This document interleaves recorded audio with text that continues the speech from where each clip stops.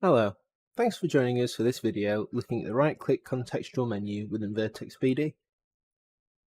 Commands can be accessed from the menu by right-clicking the work area. There are many options available, from hiding options to inserting walls and other elements. Aside from the main menu, there are also auxiliary functions that will be directly related to the action you are undertaking.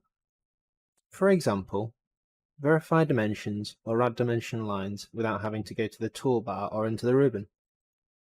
These have both been designed with a view to make everything simpler and more accessible, thus making you more productive throughout projects within Vertex BD.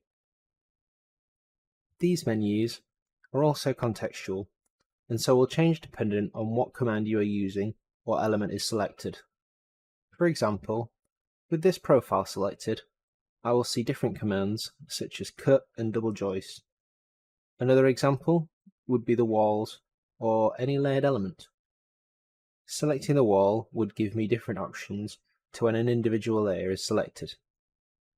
Note also that if an element is selected, you can use the hide function to hide the selected element, with restore then bringing the element back as shown. These context-sensitive menus also work on different grip points. For example, a corner grip point in 2D will give me different options to a center point as shown. This concludes our video on contextual features within Vertex BD. Stay tuned for our next video on the tool strip. Thanks for watching.